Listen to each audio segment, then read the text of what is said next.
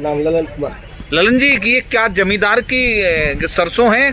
हाँ जी, जिम्मेदार के हैं। अच्छा, क्या बिना तोले हुए कल भीग गई है? भीग गई, हाँ।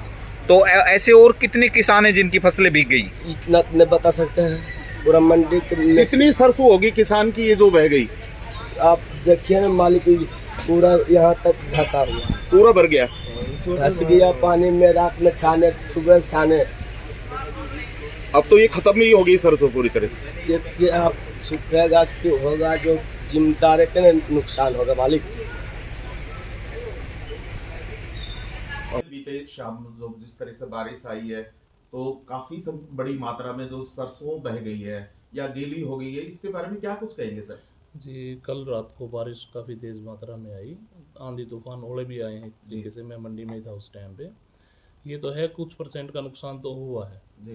पर प्रकृति की जो आपदा एक तरीके से आई तो उसमें कोई भी कुछ किस तरीके से कर सकता है। बाकी हम कंट्रोल कर रहे हैं चीज़ों को, और आड़तियों को भी थोड़ा सा और हमने तरीके से इनको नोटिस भी दिया है कि वो इस तरीके से माल बाहर ना डलवाएं, और उसके तो अपने टीन शेड के अंदर ही डलवाएं। सर अगर बात कर ले तो कितनी सरसों कल आई थी, कितने किसान यहाँ अगर रिकॉर्ड दर्ज हुआ है?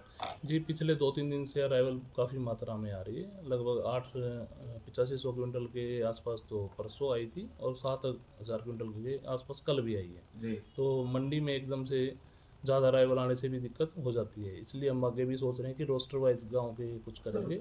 बड़ी उसमें आपके पास टीन सेट थे।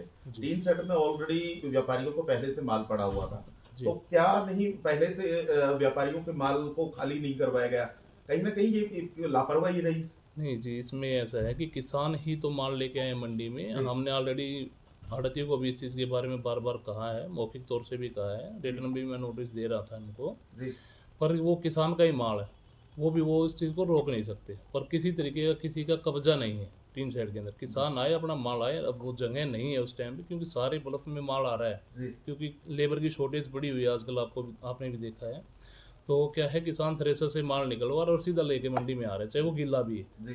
तो जाएगा कहाँ माल? वो तो किसान का माल है जी। देखो, में भी कोई प्रॉब्लम नहीं, कुछ ऐसा इशू नहीं है जी। प्राइवेट माल जा रहा है, अडानी का इनका जा रहा है सबका, तो कोई ऐसी दिक्कत नहीं है। कुछ हम कर रहे हैं। अनुमान था इस तरह के आना कि भाई इस तरह पहले से एडवाइजरी जारी कर चुका था मौसम विभाग तो की जो व्यापारियों के पास क्या पर्याप्त मात्रा में, जिस तरह से हमने देखा पर्याप्त मात्रा में तिरपाल की व्यवस्था नहीं थी, तो क्या अब आप उसको हिदायत दे रहे हैं? जी, हमने ऑलरेडी पहले आड़तियों की मीटिंग लेके उनको हिदायत दी गई है। जिसके पास इस तरह की दिक्कत थी, हमारे सुपरवाइजर ने मेरे को रिपोर्ट दी है। 1-2 बंदे हैं, उनको हम थोड़ा और तरीके से नोटिस देके उनका लाइसेंस भी सस्पेंड करेंगे।